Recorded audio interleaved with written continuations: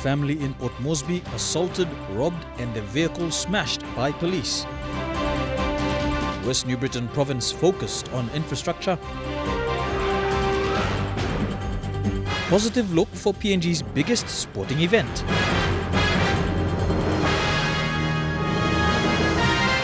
This is National EMTV News with Meriba Tulo. Welcome and thank you for joining us. This is Sunday's news. A 22-year-old woman from East Sepik Province, her family and two other family members were assaulted by police, robbed and their vehicle windscreen smashed. The incident happened near the National Development Bank compound at 9 Mile, north of Port Moresby. Lawyer representing the four victims, Christopher Jaminan, has called on the police hierarchy to investigate the matter and deal with the officers. The assaulted victims fronted up at the EMTV office today to speak about the ordeal. They were assaulted by police last Saturday at around 2 o'clock in the morning. After a family gathering at the Port Moresby Technical College, Emmanuel Kasi, a final year law student at the University of Papua New Guinea, drove Richard Maninjembi, an employee of Nesfund, and Bradley Wamaingo and his wife Stelsi Winga, to the NDB compound, former Cloudy Bay compound at 9 Mile. At the gate, the police officers who had been chasing a suspected stolen vehicle mistakenly pounced the four, all the while swearing at them, before they damaged the windscreen of Richard's vehicle and stole their mobile phones and cash money of 1,650 kina. They were accused of traveling and being in possession of a stolen vehicle initially. A police unit from the Boroko police station, identified as D shift, that operated under, at that time, had detained these youngsters outside the compound and proceeded to brutally assault them. Lawyer representing the victims, Christopher Jaminan, condemned the actions of the police officers on that night traveling on the 10-seater vehicle, plate number ZPD 237. The way in which the police are dealing with allegations of criminal behavior is totally contrary to the Constitution and the laws governing human rights. The victims were detained at the Boroko police cell for over 10 hours, but no charges were laid against them. The case was registered with the Police Internal Affairs, but they are calling on the police management to clamp down on ill-disciplined officers. Quinten Alomp, National EMTV News. The West New Britain provincial government's focus is to improve services. Governor Sasindran Muthuvel says infrastructure development is vital to support the province's economic growth. These projects will be implemented through joint partnership programs. Development of infrastructure in the West New Britain province is vital to support economic growth. The provincial government has invested more on infrastructure because it believes it will link people to services and economic activities. Governor Sasindran Muthuvel at the New Hoskins Airport and Terminal Building opening announced some major developments that will occur in the province next year. That project, we will witness 12 permanent concrete bridges to be constructed along the Kimbe and Biala, whilst the Japanese government will construct our Aum and Kapura bridge to the tune of almost 84 million kina. In the energy sector, ADB also has funded the power transmission from Lobo Hydro in Biala to all the way to Kimbe. On road infrastructure under public-private partnership, the New Britain Highway will be completed, including the new road that will connect Kimbe to Kandrian. Communication is important with investments also made. We have joined forces with both Telecom and Digicel to attain 100% network coverage in the province. Meanwhile, Thalassia MP Francis Maros was concerned with the level of funding from the national government because it cannot cater for all the 7 LLGs. Despite West New Britain being the largest revenue contributor, still little has been received, with development happening on a snail's pace.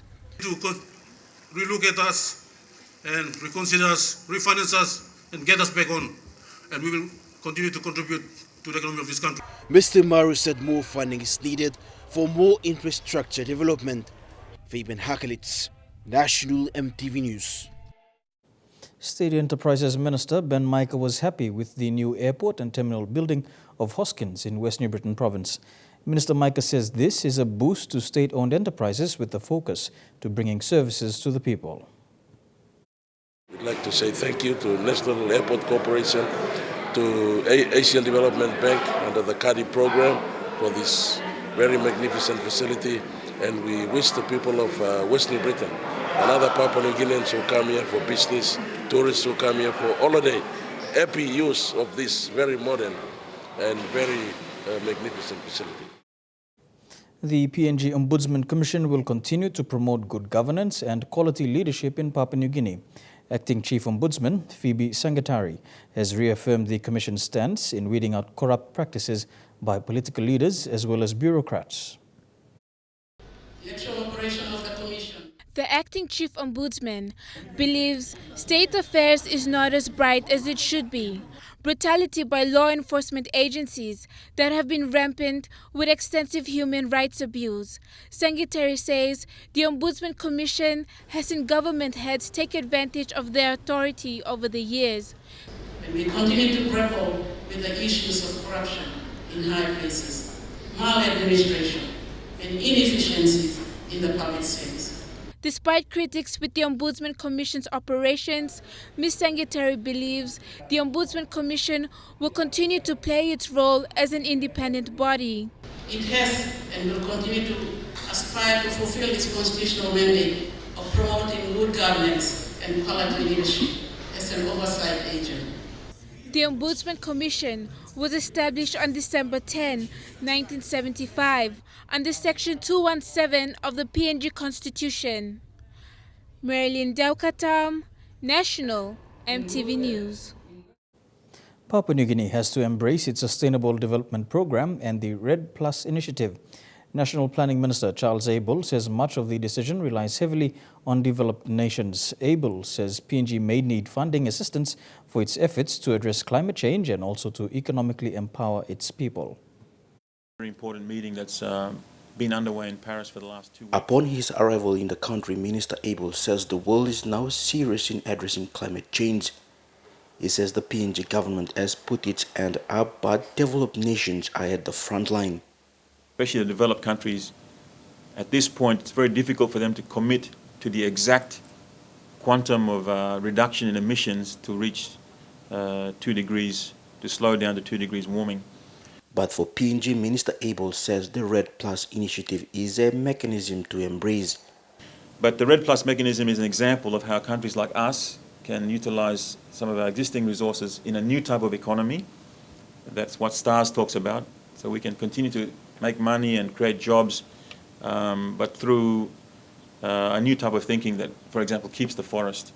The world is now challenged to restrict the warming of the planet to no greater than 2 degrees centigrade before 2050. Developing countries have called on developed nations for funding commitments to support mitigation efforts and investing in green technology. It's just the actions and reactions now to try and prevent that happening.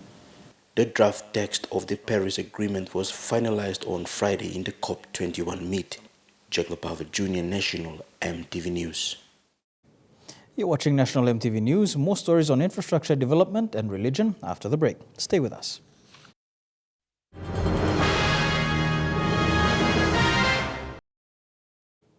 Welcome back to the news.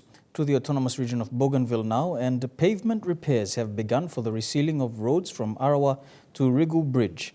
This project is part of a larger 13.3 million kina for road upgrades linking Arawa town, a joint partnership program of the Australian government with the autonomous Bougainville government to support economic activities. The road from Arawa town to Rigu Bridge connects Kete Port to the rest of central Bougainville. Kete Port brings in over 150 containers per month with hardware, building supplies, store goods, medical supplies and more.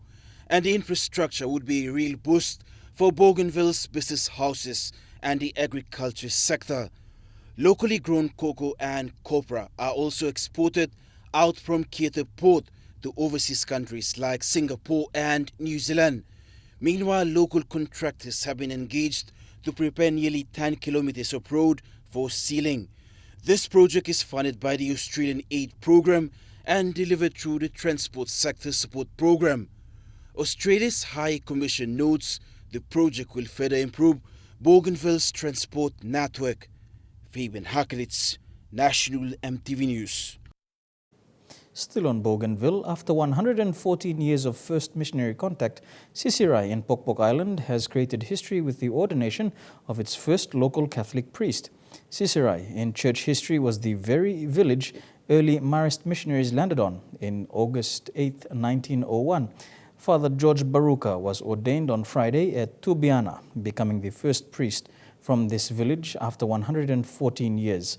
Bishop of the Catholic Diocese of Bougainville, Bernard Unabali, said the ordination was a new beginning for Tubiana Parish.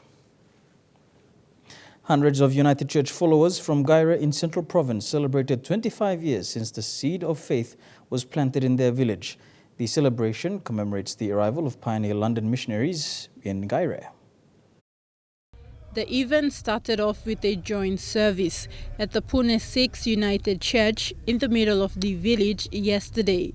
Following the service, senior church members, including Central Governor and a local, Kila Hauda, officially opened the model of the first United Church in Gaira. Since the arrival of the London missionaries, the Gaira community has seen an increase in the number of locals fellowshipping in the United Church. Today, there are over 20,000 United Church worshippers in Gaira, and UC has become one of the main denominations along the Magi Highway. The model for the first United Church in Gaira is seen as an important symbol for the UC community, a symbol that will remind them of the first contact their elders had with the missionaries, and one that can reflect on the start of Christianity in Gaira. Takla Gunga, National EMTV News. A new police mobile squad barracks will be built at Yanguru Station in East Sepik Province. Yanguru Sausia MP Richard Maru says improved law and order is the foundation for attracting investors and development into the district. Quinton Alom reports. Law and order cases have been preventing developments in the district. Reported cases of knife slashing, murder and homebrew consumption have been high in the last decade. According to local MP Richard Maru, the district administration has spent over 2 million kina in the last 3 years to restore law and order. Mr. Maru said the district will host multi-million kina projects such as the Sepik oil palm, and to attract more investors, law and order must be strong. If we want best education, best health, law and order is the foundation. God, na law and order. Law and order in Yanguru Sausia is here to stay. Recently, he announced that a new police mobile squad barracks will be built in Yanguru Station. Central Supply and Tennis Board only middle of Port Moresby, only endorsing tender of police barracks by Yumi. Anytime now by any say approve him, sign him contract with the Governor General about starting mobile barracks in Yanguru Station. Quinton Alom, National EMTV News. You're watching National EMTV News. Trukai Sports is next. I'll be back with the details after the break.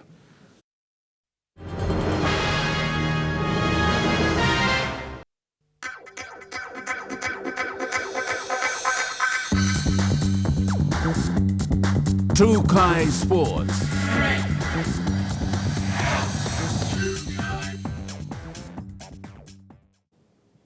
Welcome to Trukai Sports. Preparations for West New Britain Province to host the largest sporting event, the PNG Games, are well underway. Its governor, Sasindran Mutuvel, has assured the PNG Games will be held on time before thousands of visitors are expected to arrive in the province. West New Britain is ready to host the 2016 PNG Games. The provincial government has so far contributed 12 million kina for the preparations. Infrastructure alone cost 40 million kina. The provincial government has so far contributed 12 million kina to kick the preparations for a major sporting event, which will bring up to 10,000 visitors to the province. And this airport development is timely. New sporting facilities are being developed like stadiums, with the existing ones being upgraded. These facilities will benefit the sporting contingents, including institutions like education. We are building new accommodation and planning other logistical arrangement to stage this event. Through this program, our schools are playing as hosts to the visiting teams. We'll be getting new school facilities such as classrooms, dormitories and ablution blocks. Governor Mutuvel says the West Britain provincial government is working closely with the national government through the PNG Sports Foundation to make this game happen. Marketing our business plan to other stakeholders as we need their support, especially our corporate citizens based in the province and others around the country that may be interested to become engaged with West New Britain. More support is needed to make this PNG's largest sporting event a success. Fabian Hakritz, National MTV Sports. On a similar note, the West New Britain Provincial Games have commenced in Kimbe Town. According to officials, the Games are an avenue to select players who will represent the provincial team in the upcoming PNG Games. West New Britain will be the host of PNG's largest sporting event, the PNG Games in 2016. Local rugby league team West Papua Warriors is set to make history next month when they play their first ever international fixture in Brisbane against the Philippines Tamaros. West Papua Warriors is a group of young Papua New Guineans who use the tool of sport to promote and make awareness about the ongoing genocide in West Papua. This contest will be the first time the West Papuan name is to be represented on an international level. Just a few short months after making their debut at the Fairfax Nines tournament in Port Moresby, the West Papua Warriors rugby team is one step away from representative duties at an international level. West Papua Warriors captain Tala Kami is excited about the upcoming fixture and is confident the team will serve its purpose of promoting the cause on the international stage. It's already started generating a lot of interest in the rugby league world. A lot of people never knew that there was an issue with West Papua, and now the fact that we're playing against the Philippines, people are starting to ask, who is this team, what do they represent? Team official Richard Margin believes the team's biggest strength is their passion for the West Papuan cause. He says, unlike other rugby teams, the management has a different approach towards the players to keep them motivated. Do that, but at the same time be able to give something back, contribute something back to the type of talent that it would attract. The Warriors are a week into training and are looking forward to representative duties come January 16. Those that are interested in becoming involved, becoming perhaps a partner or a sponsor, please do contact us. We can be found on Facebook under West Papua Warriors. You can message the page or come and find myself or Richie. And so we would appreciate any form of help. Jaylee Sapies, National MTV Sports. It will be a fun-filled sporting Christmas in North Bougainville with the staging of the Lauta Cup tournament. The tournament has already attracted 32 teams.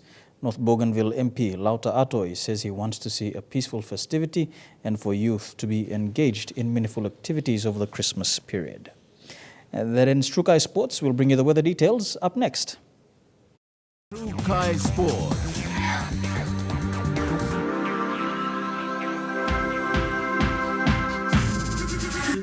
Trukai Sports.